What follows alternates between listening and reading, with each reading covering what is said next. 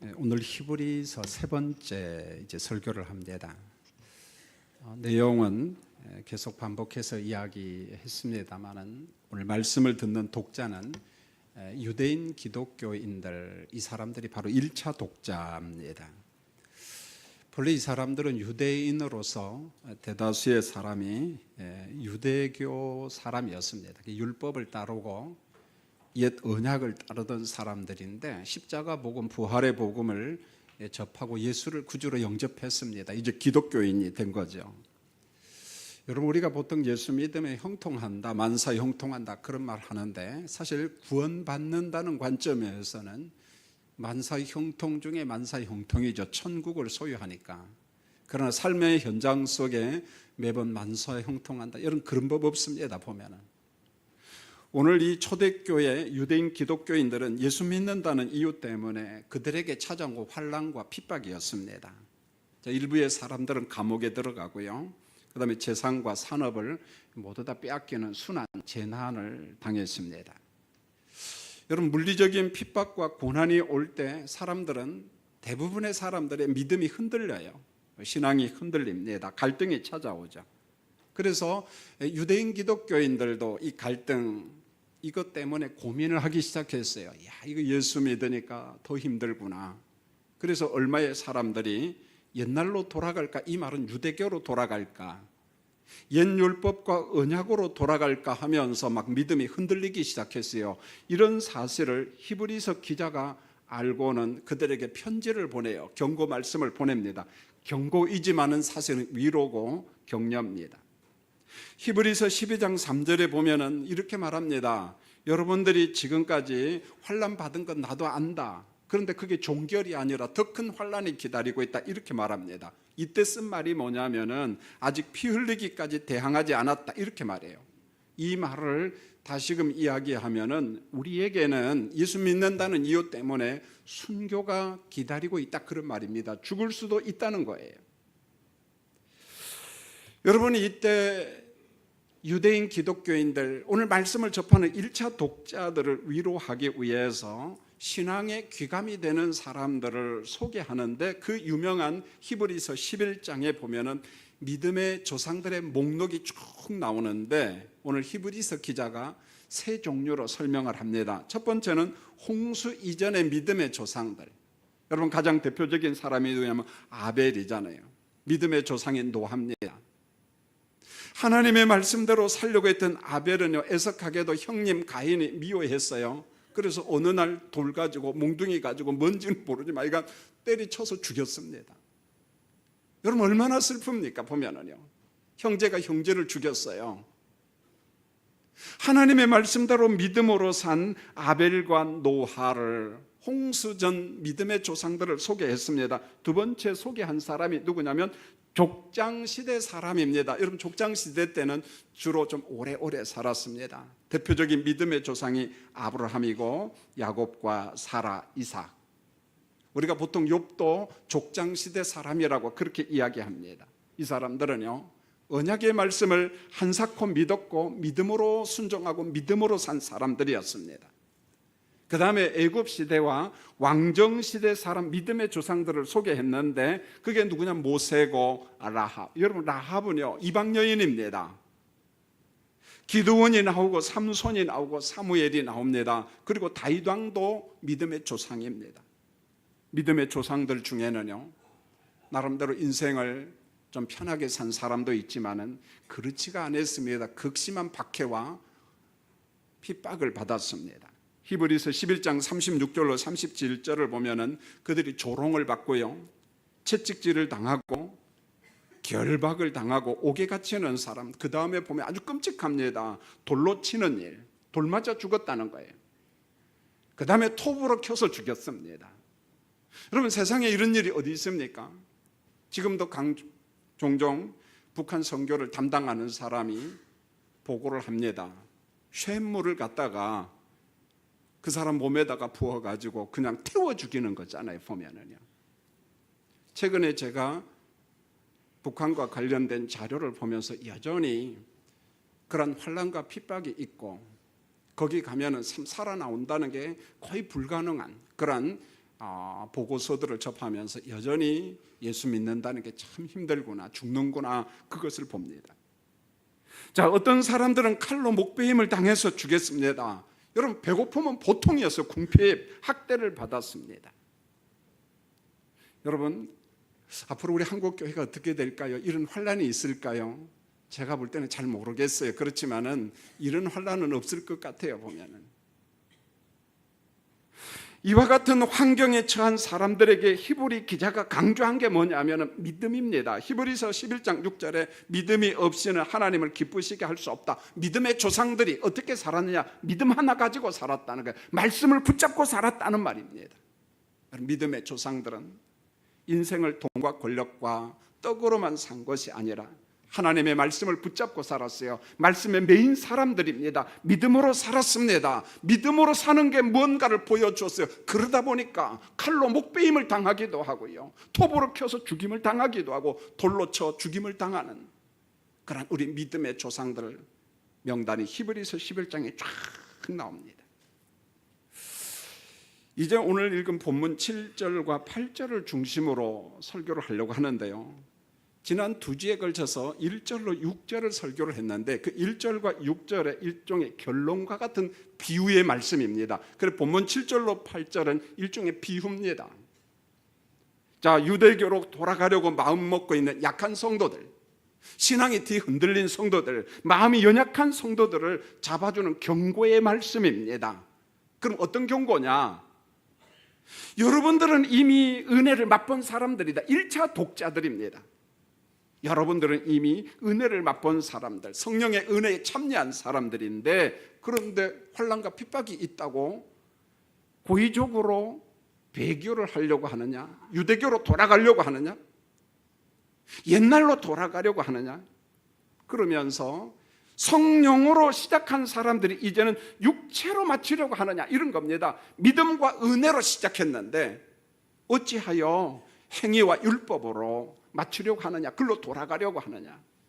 자, 이와 같은 행위는 다시금 예수님을 십자가에 못 박아 죽게 하는 행위라고. 여러분, 지난주에 공부한 4절과 5절 말씀을 6절까지 한번 말씀을 읽고 한번 복습하는 시간을 가지려고 합니다. 여러분, 4절, 5절, 6절 한번 큰 소리로 말씀을 한번 읽도록 하겠습니다. 시작. 한번 빛을 받고 하늘의 은혜를 맛보고 성령의 참여한 바 되고 하나님의 선한 말씀과 내세의 능력을 맛보고도 타락한 자들은 다시 새롭게 하여 회개할 수 없나니 이는 다시 십자가에 못 박아 드러내놓고 욕되게 함이라, 이렇게 말합니다. 하나님의 은혜를 맛본 사람들이, 성령의 은혜에 참여한 사람들이 짐짓 죄를 범한다, 고의적으로 그리스도를 배교하고 유대교로 돌아가고 한다, 그런 사람들은 예수님을 십자가에 다시금 못 박게 하는 일이요, 욕되게 하는 일이라고 경고하면서 오늘 말씀을 한 거예요. 여러분, 본문 7절 8절을 다시 한번 읽으면서 이 말씀의 의미가 무엇인가를 한번 보려고 합니다. 자, 여러분 한번 7절 8절을 다 같이요 한번 큰 소리로 읽겠습니다. 시작. 땅이 그 위에 자주 내리는 비를 흡수하여 박하는 자들이 쓰기에 합당한 채소를 내면 하나님께 복을 받고, 만일 가시와 은근키를 내면 버림을 당하고 저주함에 가까워 그 마지막은 불사람이 되리라. 그 마지막은 불사람이 되리라. 그럼 본문 7절을 잘 보시면은요, 땅은 말 그대로 밭입니다. 밭. 그런데 동시에 이 밭은 사람의 심령, 마음을 상징합니다. 여러분, 마태복음 13장을 잘 보세요. 밭의 종류가 쭉 나오잖아요. 여러분, 밭은 길가와 같은 밭도 있습니다. 딱딱해요. 사람이 막 밟고 다녔는가 봐요. 비가 와도 물이 잘 흡수가 되지 않고 흘러가는 그런 밭입니다. 자갈밭이 있습니다. 위에는 좀 흙이 있는 것처럼 보이지만 밑에 보면 온갖 자갈이에요. 농사 짓기 정말 불편합니다. 그리고 가시밭이 있고 옥토가 있습니다. 자, 위에서 내리는 비는 하나님께서 주신 은혜의 비인데, 신명기 28장 12절에 보면 순종의 복, 불순종의 저주, 이 말씀을 하면서 비 이야기를 합니다. 땅의 때를 따라 비를 내리시는 하나님입니다. 땅의 때를 따라 누가 비를 준다고요? 하나님이 비를 주신다. 우리가 인위적으로 비를 가져올 능력이 없어요, 여러분. 하나님께서 비를 주신다. 하나님께서 은혜의 비를 주신다 이렇게 말합니다. 여러분, 땅이 비를 흡수한다는 말은 앞에서 공부를 했습니다. 은혜를 맛보고라는 말하고 똑같아요. 은혜를 경험하고 이런 말입니다. 여러분, 땅이 내리는 비를 갖다가 흡수한다 그러면은 땅에 어떤 변화가 올까요? 여러분, 땅이 촉촉합니다. 거기에다가 씨앗을 뿌리면은 싹이 납니다. 합당한 채소 열매를 냅니다.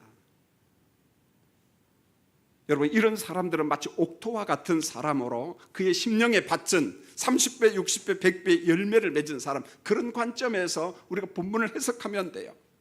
그러면 30배, 60배, 100배 열매를 맺으면, 결과를 얻으면 하나님께서 영광을 받으시고 하나님께서 그런 사람들에게 복받은 사람이라고 이야기합니다. 여러분, 요한복음 15장 8절에 보면 사도 요한이 이런 말을 합니다. 너희가 열매를 많이 맺으면 내 아버지께서 영광을 받으실 것이요 너희는 내 제자가 되리라 이렇게 말합니다. 여러분, 오늘 말씀의 열매는 우리가 우선 딱 생각하면 열매, 전도 열매 뭐 그렇게 해석해도 돼요. 그러나 요한복음에서 열매는 그 개념은 아닙니다, 여러분. 그러면 요한복음에서 열매는 뭐냐? 서로 사랑하라. 사랑이 열매라는 거예요. 그래서 요한복음 13장 34절에서 예수님께서 제자들에게 주신 말씀입니다. 새 계명을 너희에게 주노니 너희는 서로 무엇하라? 사랑하라. 새 계명이 뭐라고요? 하나님을 사랑하듯이 내 이웃을 내 몸처럼 사랑하라. 서로 사랑하라. 요한복음 13장 35절에 보면은 서로 사랑하는 자가 곧 예수님의 제자다 이렇게 말합니다. 너희가 열매를 많이 맺으면, 너희가 피차간에 서로 사랑하면은 내 아버지께서 영광을 받으실 것이요 너희는 내 제자가 되리라 이렇게 말합니다. 여러분, 옥토와 같은 심령을 가진 사람, 밭은 열매와 채소를 맺지만 그의 심령 안에 주님을 향한 사랑, 이웃을 향한 사랑, 사랑의 열매도 있다는 거예요. 자, 그러나 모든 땅이 전부 다 옥토일까요? 그렇지 않습니다. 8절을 잘 보세요. 이 땅도 위에서 내리는 비를 받았습니다. 비를 흡수해서 이 땅도. 그런데 여러분, 채소와 좋은 열매를 맺는 것이 아니라 이 땅은요, 채소와 곡식을 낸 것이 아니라 가시와 엉겅퀴 잡초만 냈다. 오늘 8절에서 그렇게 말합니다. 히브리서 기자가 경고를 합니다.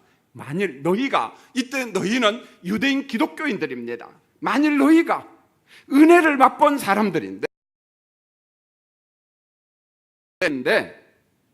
채소와 알곡을 맺지 못하고 예수 그리스도를 떠난다, 배교를 한다, 옛날로 돌아간다, 옛율법으로 돌아간다, 아주 엄하게 경고 말씀을 하는데 가시와 엉겅퀴를 낸다면 농부이신 아버지로부터 버림을 당하고 저주를 받으며 그 다음 보세요. 그 마지막은 불사람이 되리라 이렇게 말합니다. 그 마지막은 불사람이 되리라 이렇게 말해요.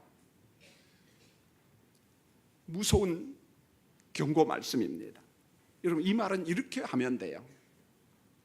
마치 중생받지 못한 사람들처럼 행동하는데 그러면 안 된다, 그런 말이에요. 인침받은 백성들로서 행동이 있는데 그거 하지 못하고 거듭나지 못한 사람처럼 행동하는데 그건 있을 수 없다는 거예요. 경고 말씀을 하는 거예요. 여러분, 본문 8절은 믿음이 뒤흔들리고 유대교로 돌아가려고 하는 사람들, 배교하려고 하는 사람들을 잡아주는 말씀입니다. 한 번 더 정리하면 이런 거예요. 잘 들어보세요. 그동안 너희가, 유대인 기독교인들 너희가 여러 가지 환난으로 인하여 갈등하고 있는 거 안다. 환난과 핍박 앞에 넘어진 거 나도 잘 안다. 자, 이제는요, 가급적이면 빨리, 그런 말입니다. 신속하게 기독교 신앙의 기초에서 얼른 벗어나라, 그런 말이에요. 기독교 초보 단계에서 빨리 벗어나라. 그리고 장성한 성도가 되라. 그래야만 극한 환난과 핍박이 와도 성숙한 믿음, 성숙한 신앙으로 그 모든 환난을 이길 수 있다, 그런 말입니다. 성숙한 신앙인이 되면은 그 환난과 재난을 이길 수 있다. 그러므로 절대 율법으로 돌아가서는 안 된다. 유대교로 돌아가면 안 된다. 경고 말씀을 하고 있는 거예요. 절대 돌아가면 안 된다. 옛날로 돌아가면 안 된다. 여러분 본문 7절과 8절만 놓고 해석하면 이런 의미인데요, 아마 성경을 많이 읽는 사람은 히브리서 6장에 와서 굉장히 쉽게 시작했다가 결론 맺기가 참 어려운 본문이에요. 그래서 학자들마다도 다른대로 견해가 좀 다르고 그런 본문이에요. 목회자들의 도움이 절대 필요한 본문입니다.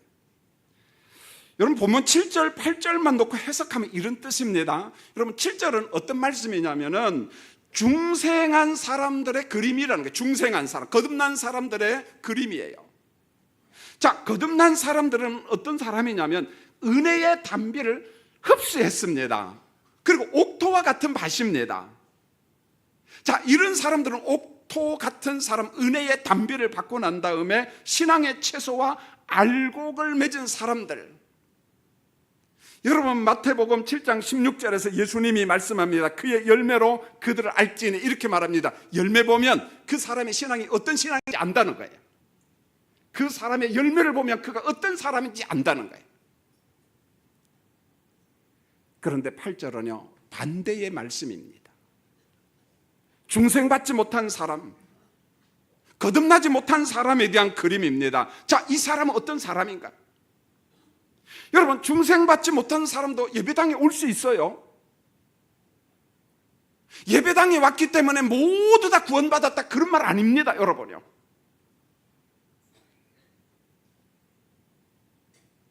자, 이 사람도 교회에서 하는 일정 기간에 성경 공부를 마치고 세례 받을 수도 있습니다. 그리고 성도처럼 지낼 수도 있습니다.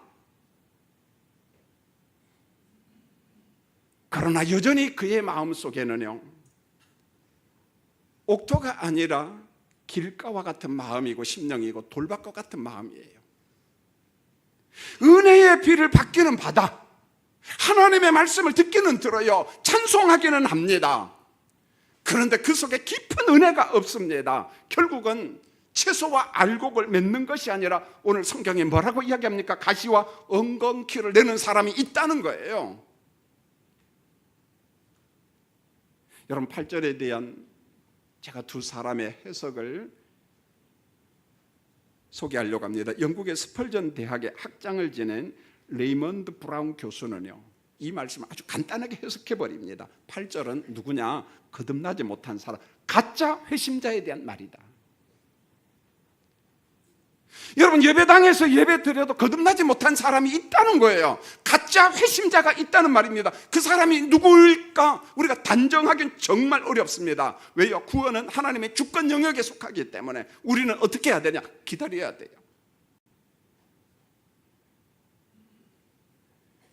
본문 8절을 놓고 영국의 그 유명한 로이드 존스 목사님은 똑같은 해석을 합니다. 8절은 중생받지 못한 사람들에 대한 그림이다, 이렇게 말했어요. 그런데 해석을 여기까지만 하면은요 교인들이 혼란스러워요. 히브리서 6장 전체가 주는 7절과 8절의 의미는 뭐냐? 단순히 누군가를 저주하기 위해서 히브리서 기자가 이 말씀을 한 게 아니라 이 말씀은 경고지만 격려예요, 위로예요, 소망의 말씀입니다. 무슨 말인 거냐면 본문 8절의 핵심은 이겁니다. 유대교로 돌아가려고 하는 사람들, 환난과 핍박 때문에 신앙이 흔들린 사람, 넘어진 사람들을 엄하게 경고하면서 붙잡아 주고 있는 것입니다. 전자에 이야기했습니다. 중생받지 못한 사람들처럼 행동하려고 하는 사람들이 있는데 그러면 안 된다는 경고 말씀이에요. 엄하게 경고하고 있습니다. 돌이켜보면 이 말씀은 사랑이에요, 설득입니다, 소망의 경고 말씀입니다. 그러면 안 된다, 흔들리면 안 된다, 돌아가면 안 된다. 여러분 본문이 주는 실질적인 적용과 도전의 말씀인데 오늘 우리에게 적용해야 돼요. 자, 성도님들 한번 묻고 싶어요. 혹시 여러분들 가운데 하나님의 말씀을 들어도, 성경을 읽어도 은혜가 잘 안 되고 자꾸 의심이 와요? 여러분 은혜를 경험하지 못한 분들이 있을 수 있습니다. 여러분요, 교회 온 지 10년이 넘었습니다. 20년이 되었어요. 심지어는 50년이 넘었습니다. 그런데 여전히 물어보면 구원의 확신이 없습니다. 그리고 우리 교육자들이 죽음을 눈앞에 둔 사람들, 임종을 눈앞에 둔 사람에게는 조금 의식이 있을 때에 물어봅니다. 예수 십자가를 믿습니까? 부활의 주님을 믿습니까? 구원의 확신이 있습니까? 대다수가 아멘합니다. 그러나 의식의 흐름이 좀 흐릿한 사람은 뭔 말인지 잘 몰라요. 그러나 우리 성도님들이 굉장히 조심하세요. 우리 어머니나 아버지가 병상에 누워서 의식이 없는 것처럼 보이지만 함부로 말하면 안 됩니다. 전부 다 알아들어요. 그래서 눈물을 흘리는 겁니다. 가끔은 그래요. 오랜 동안 병상에 있다니까 옆에서 악담을 합니다. 자식들이 아이고 우리 아버지 어머니 이렇게 빨리도 안 죽어 힘들게 해요. 그거 다 듣는다니까 여러분요. 그렇게 이야기한 사람 예배당에 떠나기 전에 회개 기도하세요. 할렐루야. 아멘 하는 사람이 너무 많네. 이건 조금 해야 되는데.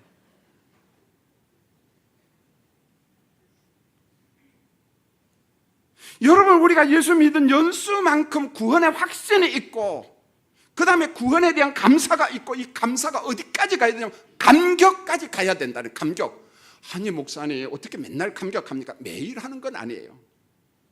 그러나 구원의 감사 이후에 감격은 반드시 있습니다. 왜요? 인격자 성령께서 우리에게 그런 감사와 감격을 줍니다. 여러분요.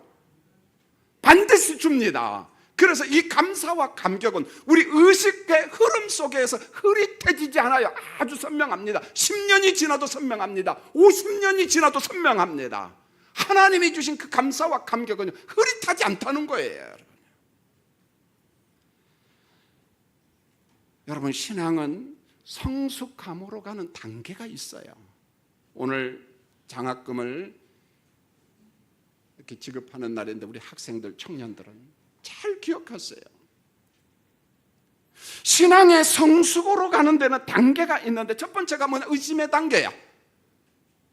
여러분 학교 다닐 때 봤잖아요. 왜 선악과를 만들어 놓고 따먹게 했어? 그러면 저도 할 말이 없는 거야. 나중에 천당에 가서 하나님 앞에 물어보세요. 할렐루야. 애들이 물어보면 할 말이 없는 거예요. 예정론, 공부 조금 청년들은요. 누구는 예정하고 누구는 유기하고 버리고. 세상에 그럴 수 있느냐? 사랑의 하나님께서. 목회자한테 따지면 뭔 말인지 대답할 말 없습니다. 여러분 사람인지라 이성적 존재는 반드시 의심의 단계가 있다는 거예요. 그러다가 성령께서 믿게 하셔요. 믿음의 단계로 넘어갑니다. 믿음의 단계에서 감사와 감격의 단계가 옵니다. 감사와 감격의 단계가 있다는 거예요. 성령께서 그 감격을 줍니다. 만약에 여러분 그런 경험이 없다면, 그런 은혜를 맛보지 못했다면 사모하세요. 예수 십자가 소리만 들어도 감사가 있고 감격이 있는 우리 교인들이 되기를 원합니다. 절대 냉랭한 신앙은 있을 수 없는 거예요. 감사와 감격이 있습니다. 그 다음 단계가 증인의 단계예요. 예수 복음을 전한다는 거예요.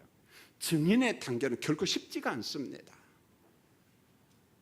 어려움이 있습니다. 그럼에도 불구하고 십자가의 은혜, 부활의 은혜를 알기 때문에 복음을 전하는 거예요. 여러분 설교하는 김 목사가 히브리서 6장과 히브리서 10장을 선택해서 6번 설교한 목적이 있었는데요. 어떤 면에서 목회자의 답답함이 있었고 목회자의 무능함 때문에 그런지도 몰라요. 석관중앙교회에서 29년째 목회를 합니다. 교인들을 쭉 봅니다. 교회 다닌 연수만큼 늘 기도합니다. 믿음이 성장하고 진리를 아는 지식이 점점 많아지기를 원합니다. 그 기도를 합니다. 그러나 그렇지 못한 사람들을 가끔 봅니다. 그런 성도님들에게는 제가 하고 싶은 말이 막 붙잡고 호소하고 싶어요. 집사님, 권사님, 십자가 소리만 듣고도 가슴이 울렁거리고 가슴이 뭉클하고 눈물이 나고 감사와 감격한 감정이 있습니까? 그런 경험이 있습니까? 막 물어보고 싶어요. 만약에 없다면 왜 없는가요? 그 이유를 여전히 묻고 싶고 듣고 싶어요. 오늘 이 자리에 계신 여러분들에게 호소하고 싶어요. 언제 십자가 소리를 듣고 부활의 소리를 듣고 그 복음 앞에서 내가 감사하고 감격하고 웃어봤는가?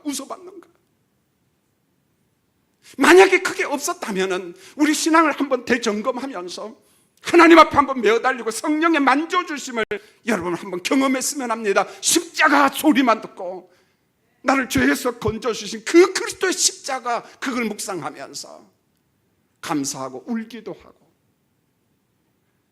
하나님 앞에 감사 감격하며 찬양하는 우리 교인들이 되었으면 합니다. 제 마음은 오늘 본문에 등장한 히브리서 기자 마음과 똑같습니다. 히브리서 5장 11절을 보세요. 메시아의 모형인 멜기세덱을 이용하면서 구원에 대해서 설교를 하려고 하는데, 히브리서 기자가 설교를 준비했어요. 말씀을 가르치려고 하는데, 근데 못 알아들어요. 너희가 듣는 것이 둔하여 설명하기가 어려우니라. 히브리서 5장 12절에 보면 막 애통해 하는 거예요. 예수 믿은 지 오래되었는데 이제는 여러분들이 다 교회에서 말씀을 가르치는 교사가 된 줄 알았다. 그런데 이게 웬일이야? 아직도 여전히 기독교 초보, 기초 단계에서 머물러 있다니. 이걸 보면서 히브리서 기자가 무척 힘들어합니다. 자, 우리 어머니들이요, 아기가 태어나면 엄마의 젖을 먹어요. 그 다음에 이제 이유식을 먹습니다. 2살 됩니다. 3살 되면 이유식을 버리고 이제 막 걷기 시작합니다. 유치원을 갑니다. 초등학생이 됩니다. 중고생이 됩니다. 그러면은요, 단단한 이제 고기도 먹어요. 갈비도 먹습니다.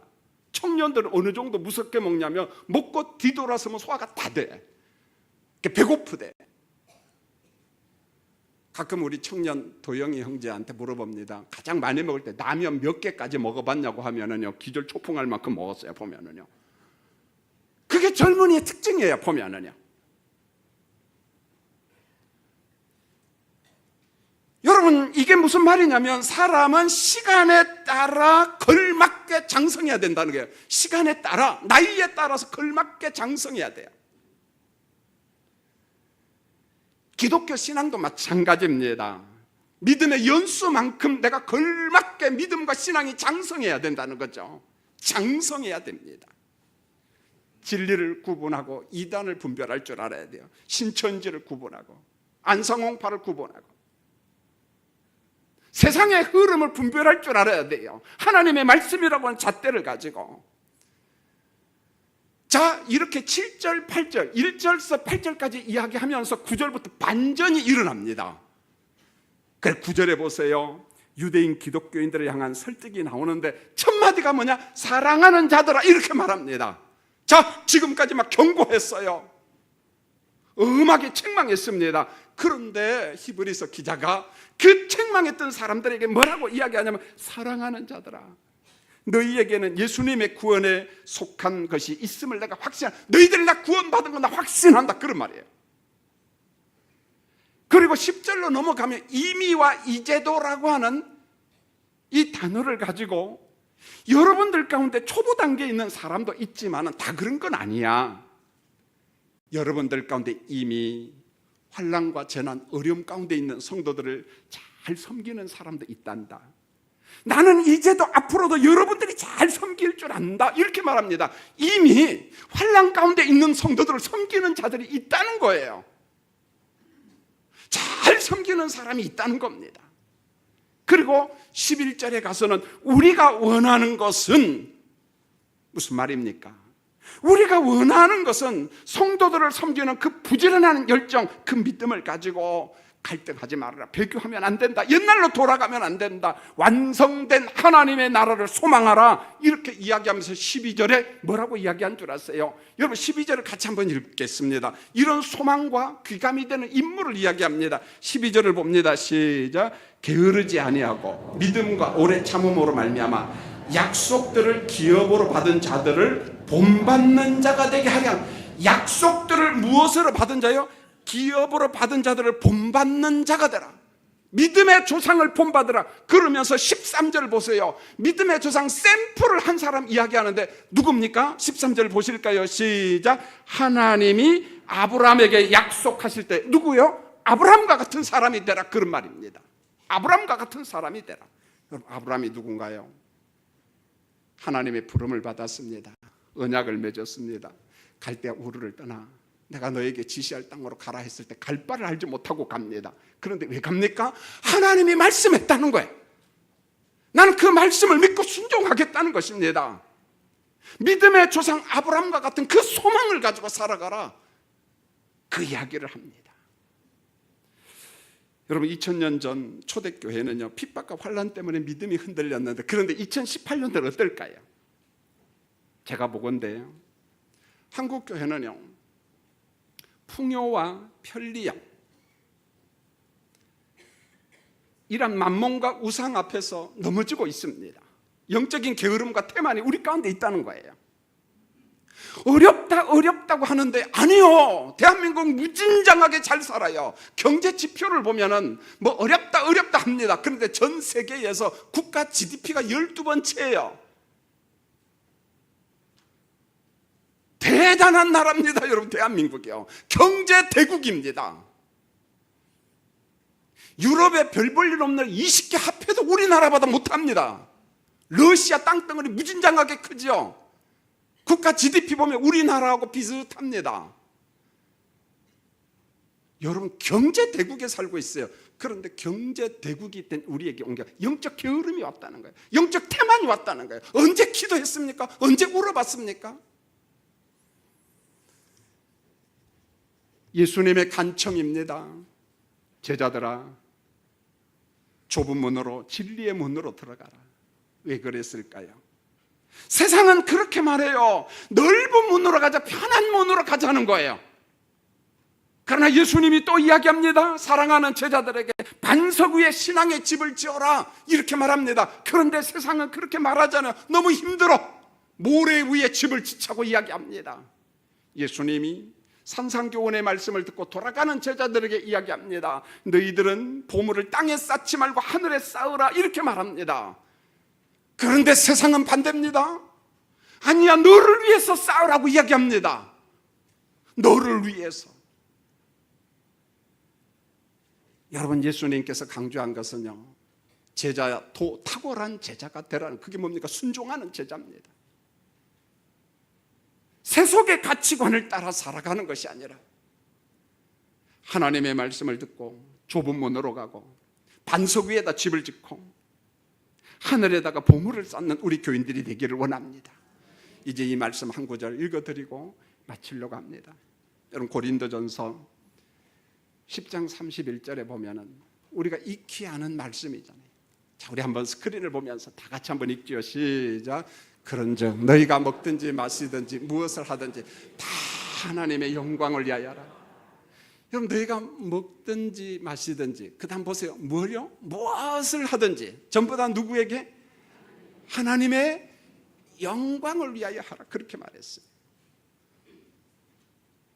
먹을 때마다, 마실 때마다, 내가 일을 할 때마다 이게 하나님 앞에 영광이 되고 하나님의 기쁨이 되고 하나님 앞에 자랑이 되는가?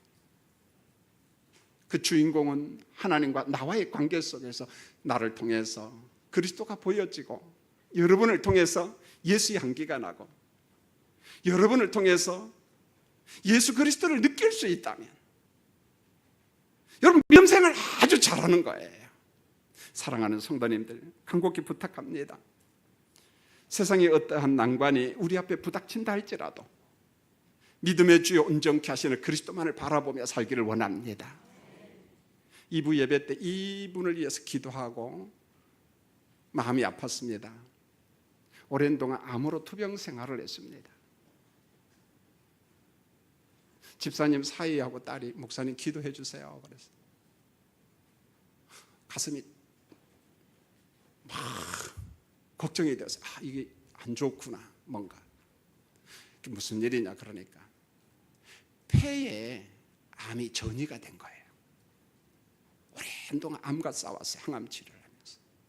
아마 작년에 폐에 조그만 암이 발견됐는데 이게 자라는가 안 자라는가 보자 했는데 자란 거예요. 이제 방사선 치료를 받으러 경희대학교에 가야 되는데, 집사님 기도합시다. 제가 이루할 말이 없는 거예요. 마음이 참 참 답답하고, 여러분 남이 암으로 투병상관 나하고는 상관없어. 사실은 옆에서 죽어간다고 해도 그건 그 사람의 문제야. 그 목회자의 마음은 안 그래요. 설교하러 오려고 하는데 우리 박 목사님한테 전화가 왔어요. 목사님 사부 예배, 오후 예배 마치고 병원에 좀 가야 되겠습니다. 무슨 일이야? 그러니까 어떤 사람이 병원에 입원했는데 혼수 상태에 빠졌는데 와서 예배 좀 드려주래요. 왜 자꾸만 그런 정보만 오는가 하는 그 안타까움.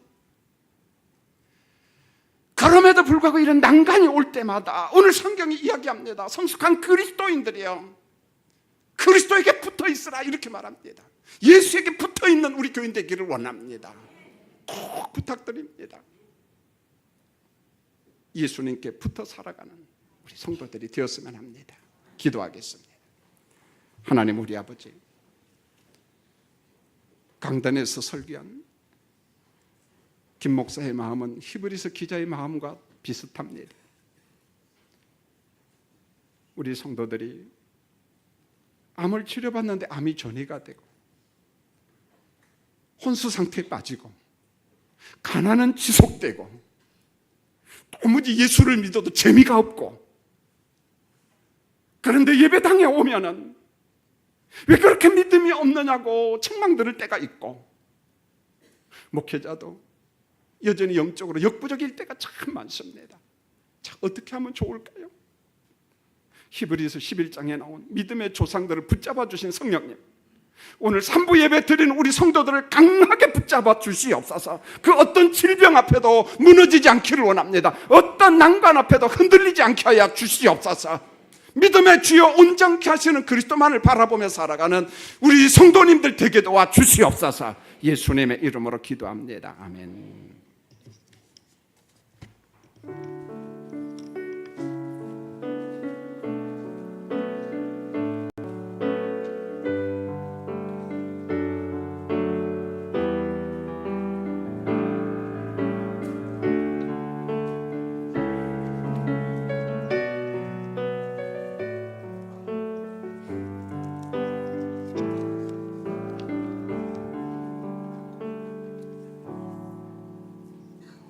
교회 소식을 먼저 전하겠습니다. 헌금 시간입니다만 주보를 참고해 주세요.